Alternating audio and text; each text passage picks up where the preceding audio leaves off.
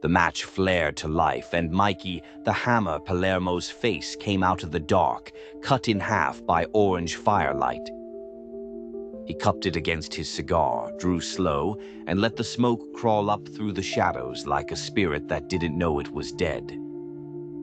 He sat alone in a Brooklyn alley, rain dripping off the fire escapes, his voice low enough to sound like a curse. Brooklyn don't forgive, Brooklyn don't forget. The match hissed out, and for a beat, the world went black again. Then came the sound of a gun chamber sliding into place. A lonely apartment lamp flicked on, catching Lopez in the glass of his bathroom mirror. His FBI badge lay tossed on the counter beside a half-empty bottle. His eyes were hollow, haunted by ghosts he couldn't bury. He said it like a confession. We bury the dead, but the secrets they keep digging back up. The rain hammered harder. Across the river in Philly, Anthony Sessa stepped out of a bar with 2 soldiers at his back, his coat collar up against the cold. He smirked under the streetlight, dragged one last pull off his cigarette, and flicked it into the gutter. The glow died before it hit the water. Far uptown, Admiral Impeach sat in a penthouse suite with his new partner, the one they called the Frog. Between them, a steel briefcase snapped open, and blueprints spilled across polished wood, weapons, clean lines of power and death. Impeach's voice was soft, but it cut.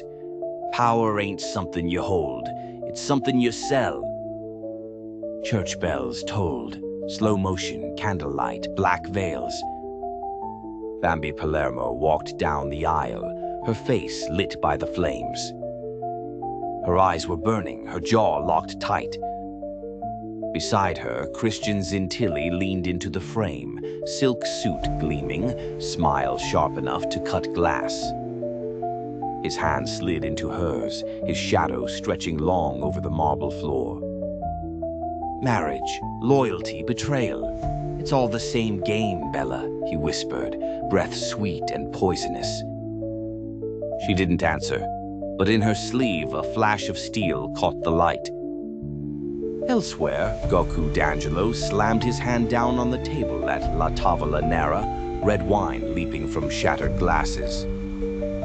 Nick Palermo stood at his back, fists tight, his face pale, eyes darting like a man boxed in with no way out. You betray me, Goku's voice thundered. You betray family. The world shattered in flashes after that. Supreme and Sydney moving weight through Kansas City, watchful eyes and tighter grips. Emily Winters staring down at her wedding ring in the mirror, torn in two by blood and vows. ADA Ian Wilson feeding paper after paper into a shredder, his office dark but for the sparks of destruction. Agent Caden Winters, pale and shaking, swallowing down pills in a bathroom stall, gripping the sink until his knuckles turned bone white. The bass of the city thumped like a heartbeat, low and dangerous.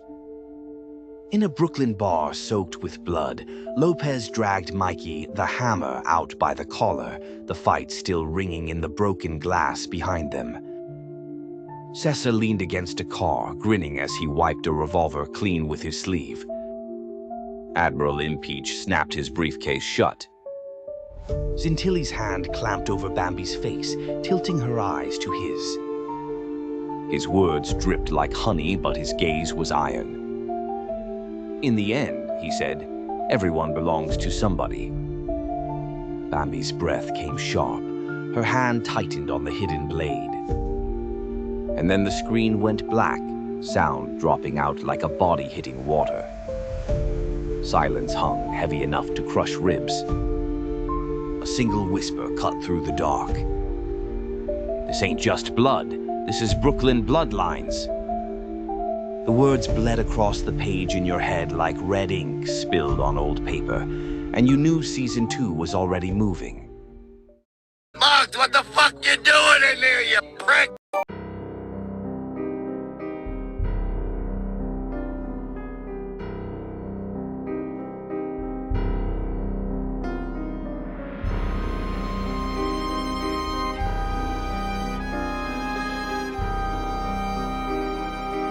Analyzing Evil, Harley Quinn, The Madness of Love and Liberation. A Bambi's Twisted Tales and Pizzaverse Studios production.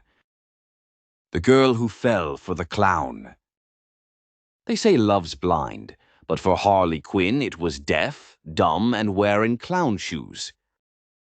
Before she was Chaos in Heels, she was Dr. Harleen Quinzel, a young psychiatrist with ambition, empathy, and maybe too big a heart.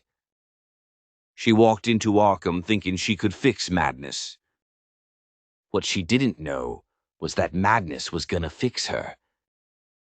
The Joker didn't just break her, he rewrote her. And the scary part? She let him. The making of Harleen. Harleen Quinzel grew up in Brooklyn, gymnast, overachiever, chasing perfection. She had what psychologists call a conditional identity, built around external approval. Every A+, every medal, every compliment became a hit of validation. Without it, she was nothing. That's the first red flag, the empathy vulnerability. See, the best therapists are often the ones who've been through the most pain. They recognize trauma, they relate to it, and that's where the line blurs. Harleen didn't fall for the Joker by accident. She was primed for him, a brilliant woman starved for recognition. And when she met a man who saw her, who made her feel special, even if he was lying through his painted teeth, she mistook manipulation for intimacy. The doc went in to treat a patient. She left with a tattoo and a death wish. The seduction of insanity. Inside Arkham, the Joker played her like a Stradivarius. He told her stories, cracked jokes, dropped hints of vulnerability. Fake ones, of course. He'd pretend to open up, then shut down. Classic trauma bonding technique. Psychologically, it's called intermittent reinforcement, the same cycle that keeps addicts hooked. You get just enough love to crave it, then just enough pain to blame yourself for losing it. She saw herself as his savior. I can fix him, she thought. But really, he was fixing her into something he could control. And when she finally snapped, Harleen Quinzel drowned, and Harley Quinn was born. Love as self-destruction.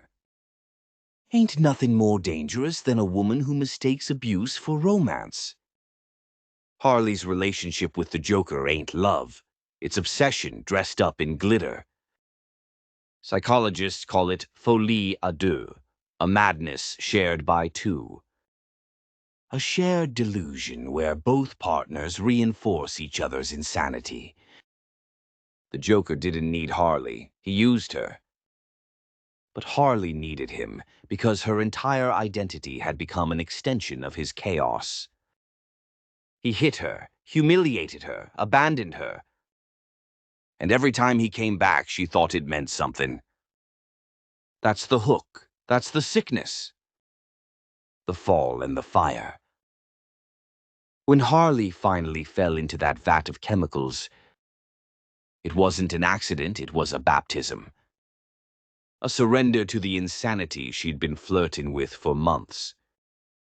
She traded her lab coat for clown paint. And in that moment, the doctor became the diagnosis. But here's the kicker.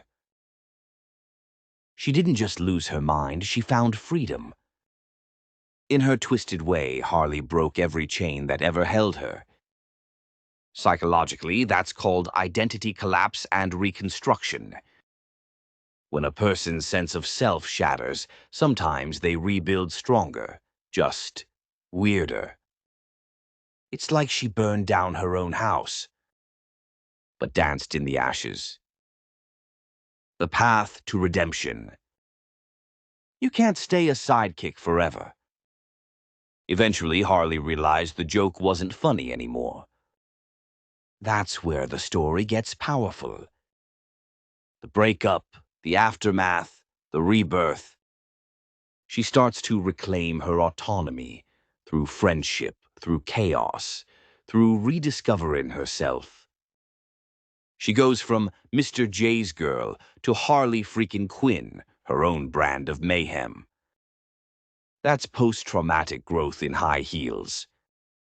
A survivor taking control of her own story. She ain't crazy, she's evolved. A product of pain who decided to make it fashion. The psychology of Harley. So what's the diagnosis? Harley Quinn's psyche is a cocktail of contradictions. Dependent personality disorder needs emotional connection to feel whole. Histrionic traits uses charm and drama to cope. Borderline personality features, fear of abandonment, emotional volatility. Genius IQ, aware of her own madness, but chooses to dance with it anyway.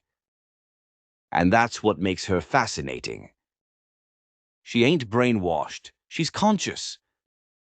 She knows the game's rigged and she plays it anyway, smiling through the blood. Feminism, freedom, and the new Harley. The modern Harley, the one who left Joker behind, is the story of liberation.